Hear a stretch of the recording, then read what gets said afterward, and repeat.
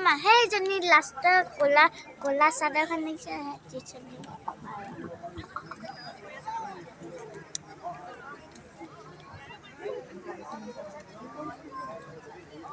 ইয়াৰ পিছতে আমাৰ কুমচাই পঞ্চায়তৰ আমাৰ উপসভানেত্ৰী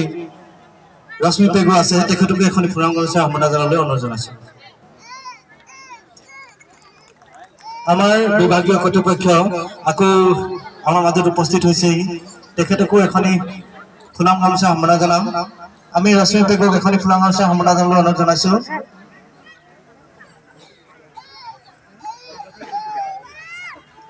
অসম ৰাজ্যিক গ্ৰামীণ বিভাগৰ আমাৰ ব্লক প্ৰেজেন্ট মণ্ডলৰ মেনেজাৰ ইতিমধ্যে আমাৰ মাজত উপস্থিত হৈছেহি তেখেতকো আহি আসন গ্ৰহণ কৰিবলৈ অনুৰোধ জনাইছো যুগল কিশোৰ এখনি ফুলাম গামোচা সম্মাননা জনাবলৈ অনুৰোধ জনালো ধন্যবাদ আমি পৰৱৰ্তী কাৰ্যসূচী সভাপতি মহোদয়ক চলাই যাবলৈ অনুৰোধ জনাম এতিয়া আমি সকলোৱে মিলি সংকল্প লম আপোনালোক অনুগ্ৰহ কৰি জনাব বিচাৰিছো সকলোকে থিয় হ'বলৈ আমি এতিয়া সংকল্প লম সকলোৱে হাতখন আগত এনেধৰণে দিব মই যেনেধৰণে কৈ যাম আপোনালোকে মোৰ পিছে পিছে কৈ যাব সকলোকে হাতখন আগলৈ এনেকৈ ধৰণে দিবলৈ দিছো 2047 চনৰ ভিতৰত ভাৰতক উন্নত আৰু স্বাৱলম্বিত ৰাষ্ট্ৰ হিচাপে গঢ়ি তুলিম উপনিৱেশিক মানসিকতাৰ যিকোনো চিহ্ন আঁতৰ কৰিম আমাৰ ঐতিহ্য উদযাপন কৰিম একতা শক্তিশালী কৰিম আৰু যিসকলে দেশক সুৰক্ষা দিয়ে তেওঁলোকক সন্মান কৰিম নাগৰিক এজনৰ দায়িত্ব পালন কৰিম ধন্যবাদ এয়া আছিলে মোদীৰ সংকল্প পৰৱৰ্তী কাৰ্যসূচী সভাপতি মহোদয়ক চলাই লৈ যাবলৈ অনুৰোধ জনালো ধন্যবাদ বিকশিত ভাৰতৰ সংকল্প যাত্ৰা অলপতে আমি শপত গ্ৰহণ কৰিলোঁ এতিয়া আছে আমাৰ মেৰী কাহানী মেৰী জৱানী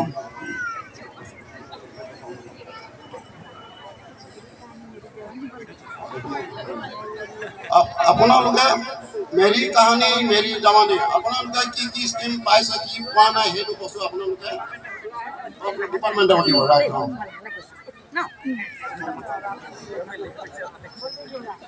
আমি মাইক্ৰফোনটো ডিপাৰ্টমেণ্টৰ বিষয়ববীয়াসকলক আগবঢ়াই দিছো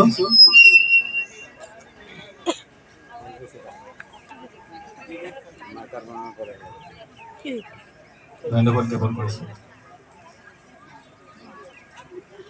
আমাৰ সংকল্প বিকশিত ভাৰত এই অনুষ্ঠানত উপস্থিত হোৱা গাঁও পঞ্চায়তৰ অধীনৰ বিভিন্ন গাঁৱৰ পৰা অহা গাঁওবাসী সভাপতি মহোদয় গাঁও পঞ্চায়তৰ প্ৰমুখ্য কৰি বিশিষ্ট ব্যক্তিসকল অসম চৰকাৰৰ বিভিন্ন বিভাগৰ বিভাগীয় বিষয়া কৰ্মচাৰীসকল সকলোকে আন্তৰিক কৃতজ্ঞতা জ্ঞাপন কৰিছোঁ মোৰ নাম ঋতুপৱন চেতিয়া মই জ্যেষ্ঠ চিকিৎসা পৰিদৰ্শক তিনিচুকীয়া জিলা স্বাস্থ্য সমিতি জিলা যক্ষ্মা কেন্দ্ৰ আৰু আজি মেৰী কাহানী মেৰী জৱানী যিটো অনুষ্ঠান আছে সেই অনুষ্ঠানৰ দিনতে মই আপোনালোকক আমাৰ যিটো যক্ষ্মা বা টিবি ৰোগ সম্পৰ্কত আপোনালোকৰ দুআষাৰ মন্তব্য আগবঢ়াব বিচাৰিছোঁ আৰু আমাৰ বিভাগৰ অধীনত থকা দুখনমান আঁচনি যি আঁচনি চলিছে সেই সম্পৰ্কত আপোনালোকক অৱগত কৰিম প্ৰথমতে আপোনালোকৰ পৰা মই জানিব বিচাৰিছোঁ যক্ষ্মা বা টিবি ৰোগ সম্পৰ্কে আপোনালোকে কিমান অৱগত আপোনালোকে শুনিছে নাই টিবি ৰোগৰ বিষয়ে টিবি বেমাৰৰ কথা শুনিছে আপোনালোকে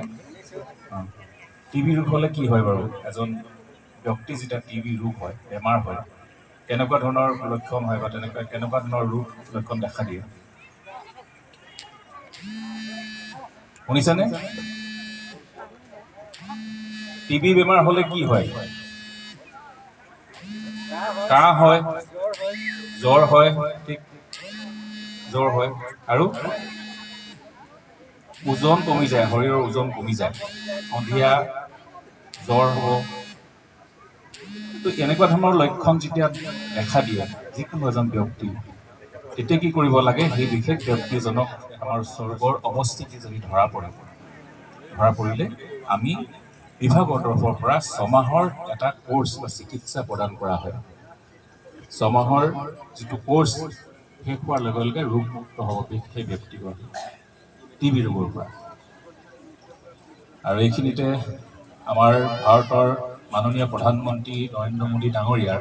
এটা সংকল্প 2025 চনত সমগ্ৰ ভাৰতবৰ্ষখনত পৰা আমাৰ যক্ষ্মা বা টিবি ৰোগটো নাইকিয়া কৰাৰ এটা সংকল্প লৈছে টিবি মুক্ত ভাৰত বা যক্ষ্মা মুক্ত ভাৰত সমগ্ৰ ভাৰতৰ পৰা আমাৰ গোটেই ভাৰতবৰ্ষখনৰ পৰা টিবি মুক্ত কৰিবলৈ হ'লে আমি পোনছাতে কৰি দিব নোৱাৰোঁ তো সেইটো কৰিবলৈ হ'লে আমি প্ৰথম কি কৰিব লাগিব আমাৰ প্ৰথম নিজৰ ঘৰখনত টিবি মুক্ত কৰিব লাগিব যক্ষ্মা মুক্ত কৰিব লাগিব আমাৰ নিজৰ ঘৰখনত কেনেকৈ কৰিম আপোনাৰ মই যে যিকেইটা লক্ষণৰ বিষয়ে ক'লোঁ সেই লক্ষণকেইটা প্ৰথমতে আপোনাৰ দেহত সেই লক্ষণকেইটা দেখা দিছে নেকি প্ৰথমতে সেইটো আমি চাব লাগিব যদি লক্ষণ দেখা দিছে তেনেহ'লে মই নিজে গৈ ওচৰৰ স্বাস্থ্য কেন্দ্ৰলৈ গৈ চিকিৎসা পৰীক্ষা কৰাম নেক্সট হৈ গ'ল আপোনাৰ ঘৰৰ সদস্যখিনি তেনেকুৱা লক্ষণ যদি দেখা দিছে আপোনালোকে পৰীক্ষা কৰাবগৈ যদি ধৰা পৰে চিকিৎসা হ'ব চিকিৎসা হৈ ৰোগমুক্ত হ'ব ঠিক তেনেকৈ আপুনি নিজৰ ঘৰখন যেতিয়া নিজে চিন্তা কৰিলে ৰোগমুক্ত কৰাবলৈ টিবিৰ পৰা বচাবলৈ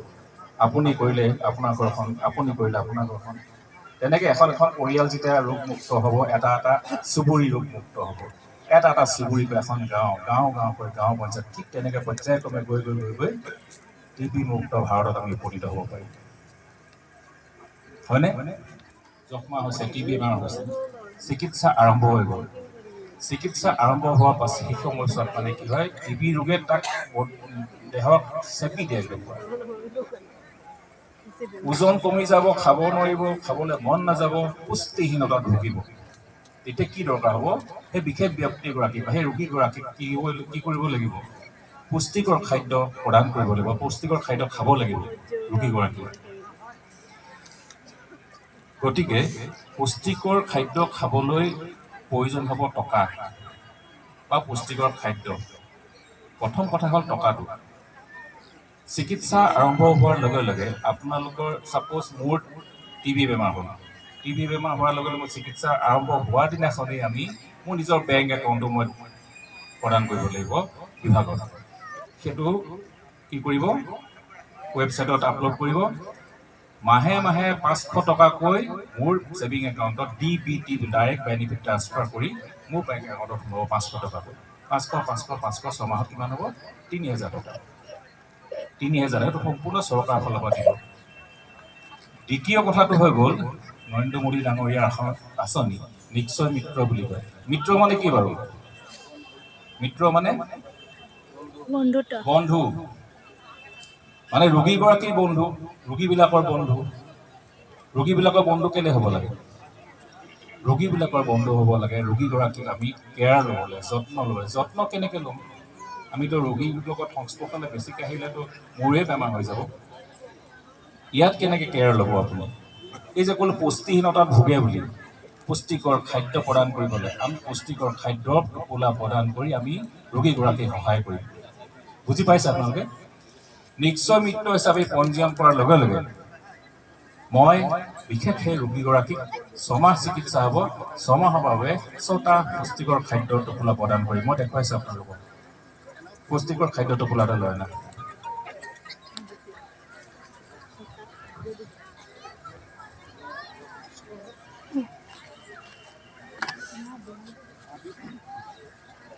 আচ্ছা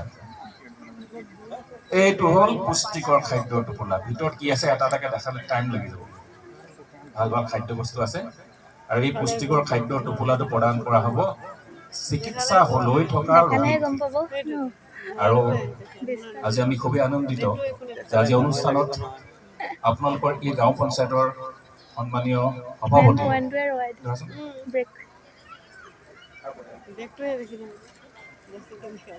বহুতেতো ক'ব ন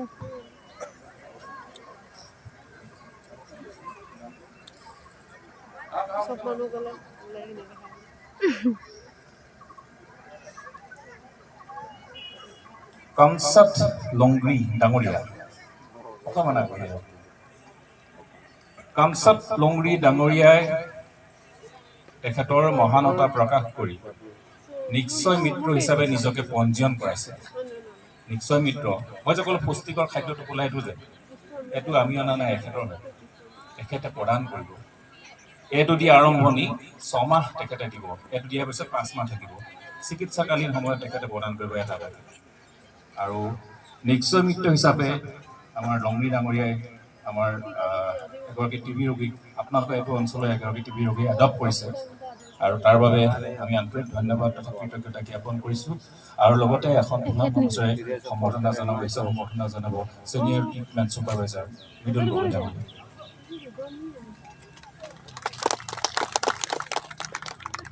আৰু এইটো অনুষ্ঠানতে চিকিৎসাত লৈ থকা এগৰাকী ৰোগী অল্ক ওৰাং আছে না এইগৰাকী চিকিৎসা লৈ আছে তেখেতে খুব সোনকালে তেখেত ভাল হৈ আহিব সুস্থ হৈ থাকিব এইগৰাকী এতিয়া এই পুষ্টিকৰ খাদ্যটো খোলাটো প্ৰদান কৰিব আপুনি অল্ক ওৰাং এই পুষ্টিকৰ খাদ্যটো খোলা প্ৰদান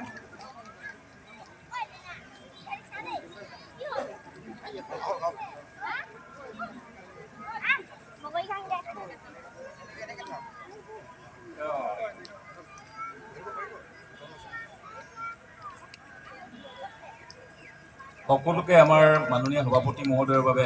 এজাৰি হাত চাপৰি আমি বিচাৰিছোঁ কাৰণ মানুহৰ মনৰ